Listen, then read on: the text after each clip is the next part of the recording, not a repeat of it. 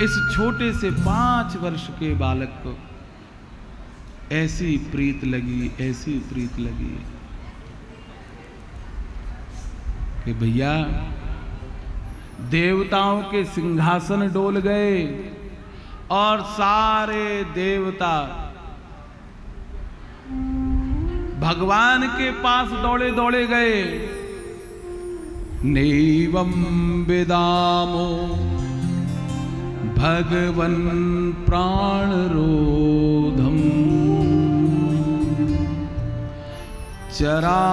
चराचरस्य खिल सत्वधाम्नः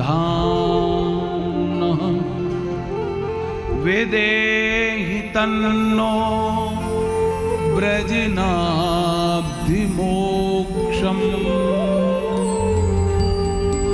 प्राप्ता वयं त्वां शरणं शरण्यम्।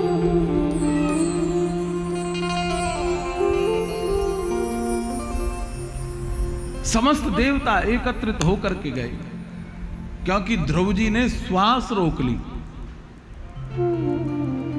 भगवान का चित्र नारद जी ने इनके हृदय में स्थापित कर दिया। अब ध्रुव ने जब श्वास रोकी तो इनके हृदय में भगवान है, उन भगवान की भी श्वास रुक गई। अब भगवान की श्वास रुक गई तो श्वास चले किसकी? ये ने देवताओं की दम घुटने लगी। दौड़ पड़े सारे देवता, रक्षमाम रक्षमाम पाए माम, प्रभु रक्षा करो। भगवान बोले क्या बात हो गई? महाराज दम घुट रही है हमारी। तो बोले डॉक्टर के पास जाओ, यहाँ क्यों आए हो मेरे पास में? मैं कोई डॉक्टर थोड़ी हूं। बोले महाराज इस बीमारी का इलाज तो आपके पास है और किसी के पास नहीं। क्या बात हो गई? महाराज एक छोटा सा 5 वर्ष का नन्हा सा बालक आपकी तपस्या कर रहा है। तो बोले उसकी तपस्या करने से तुमको क्या तकलीफ है? महाराज तपस्या करने से कोई तकलीफ नहीं। फिर क्या बात है? बोले उसने श्वास रोक ली है। तो रोक लेने तो उसने रोकी है, तुम क्यों कह रहे हो कि हमारी दम घुट रही है? महाराज उसके श्वास रोकने के कारण ही तो हमारी दम घुट रही है। बोले श्वास उसने रोकी है, दम तुम्हारी घुट रही है। क्यों? क्योंकि उसके हृदय में आप विराजमान हो। और प्रभु जब उसने श्वास रोक ली तो आपकी भी श्वास रुक गई। अब जब आपकी श्वास रुक जाएगी तो प्रभु इस संसार में श्वास चलेगी किसकी? क्या करूं? बोले जल्दी से जल्दी आप जाओ, उस बालक को दर्शन दो। भगवान बोले बिल्कुल नहीं जाऊंगा। तब देवता बोले प्रभु आज आपके इस वैकुंठ का इतिहास बदल जाएगा। बोले कैसे?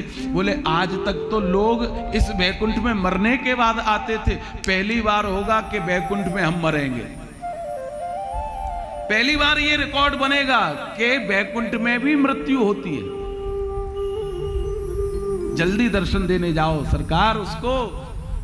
भगवान बोले अरे देवताओं, मैं उस बालक को दर्शन देने नहीं, उसके तो दर्शन करने जाऊंगा जो इतनी छोटी अवस्था में इतनी बड़ी तपस्या कर रहा है। बड़े बड़े नहीं कर पाए जो इस छोटे से बालक ने कर दिया। ऐसे बालक के तो मैं दर्शन करने जाऊंगा भैया। और वास्तव में वो दर्शन करने योग्य है जिसने भगवत प्राप्ति कर ली। अवस्था भले ही छोटी है तो क्या है, लेकिन काम तो बहुत बड़ा किया है। माभैष्ट बालम तपसो दुरत्यया निवृत्त्यै प्रत्यात् स्वधाम यतो हि वः प्राण निरोध आसी औत्तान पादिर मयि संगतात्मा। इस उत्तान पाद के लाल ने मेरे लिए इतना दुस्तज तप किया, खाना पीना छोड़ दिया, श्वास लेना भी छोड़ दिया, धन्य है इस बालक के लिए। अब तो भगवान ने गरुड़ को बुलाया, गरुड़ जल्दी आओ। भगवान गरुड़ पर बैठे और चल दिए हैं मधुवन में, जहां श्री ध्रुव जी महाराज तपस्या कर रहे हैं। बोलो गरुड़ गोविंद भगवान की। भगवान गरुड़ पर आरूढ़ होकर के गोविंद आए हैं। ध्रुव जी महाराज तप में लीन है, देखा भी नहीं भगवान आ गए।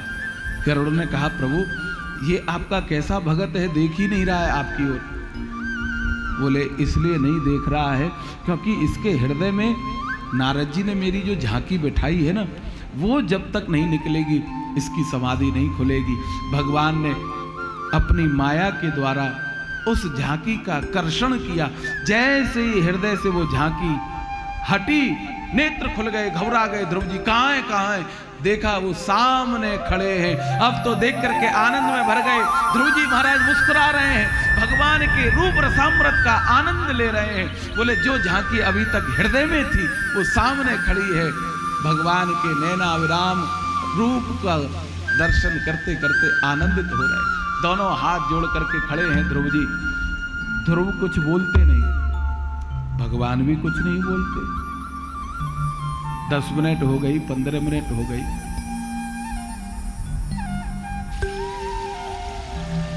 कोई कुछ नहीं बोल रहा है। गरुड़ ने कहा प्रभु लगता है इस भगत को कुछ चाहिए नहीं, केवल आपके दर्शन करने से हो गए।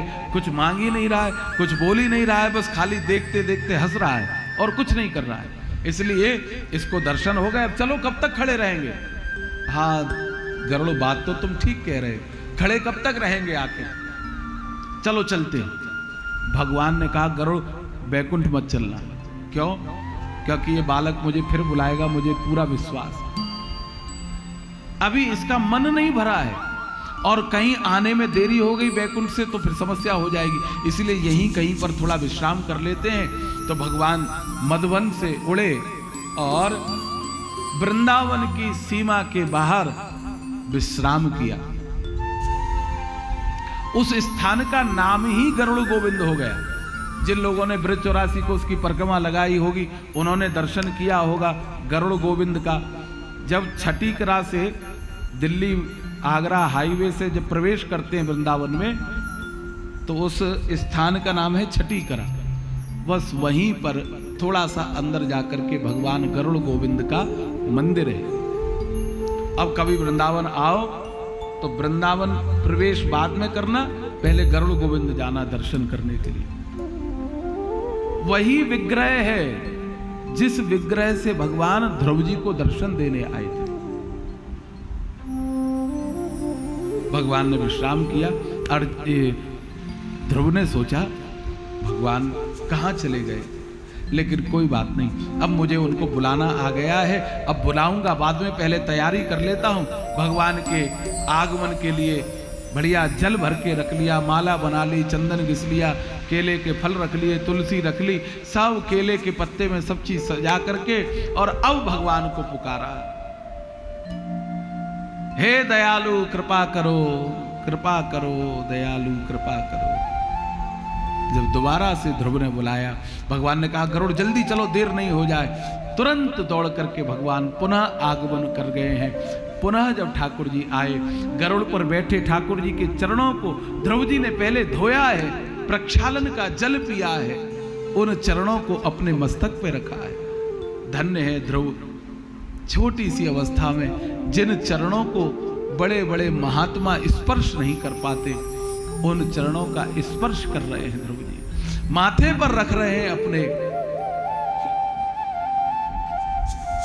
चरण तो धुल गए, अब माला पहनाना चाहते हैं, चंदन लगाना चाहते हैं, लेकिन समस्या हो रही है। ध्रुव तो इतने से भगवान गरुड़ पे बैठे हैं और इतने ऊंचे उछलते हैं पहनाने के लिए, लेकिन हाथ नहीं जाता। भगवान बोले गरुड़ थोड़ा नीचे हो जाओ, देख नहीं रहे मेरा भक्त परेशान हो रहा है, नीचे झुको। गरुड़ जी थोड़े नीचे झुक गए, समस्या वही की वही।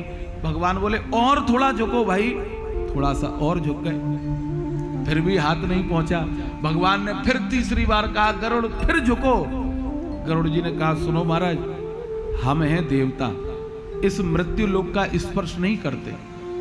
आप हो सर्व सामर्थ्यवान, आप कुछ भी कर सकते हो। आपको माला पहननी है, चंदन लगवाना है, मेरे से उतरो नीचे और अपने भगत से खूब माला पहनो, खूब चंदन लगवाओ, हम मना करने वाले नहीं। भक्त वत्सल भगवान गरुड़ से नीचे उतर आए। अब उतर तो आए लेकिन समस्या वहीं की वही है। ठाकुर जी तो इतने ऊंचे और ध्रुव जी इतने से, माला पहनाने का प्रयास कर रहे हैं लेकिन हाथी नहीं जा रहा है। अंत तो गत्वा, देखो भगवान के द्वार पर सब अपना मस्तक झुकाते हैं। भगवान कभी किसी के आगे मस्तक नहीं झुकाते।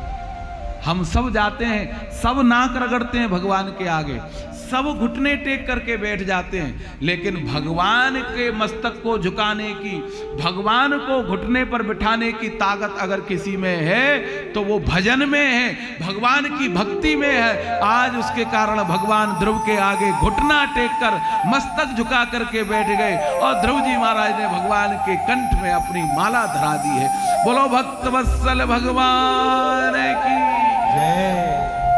देखो ये कोई धन वैभव के आगे भगवान ने मस्तक नहीं झुकाया, भगवान ने मस्तक झुकाया है भक्ति के आगे, भजन के आगे। इसीलिए भैया भगवान भी झुकने को तैयार बैठे हैं।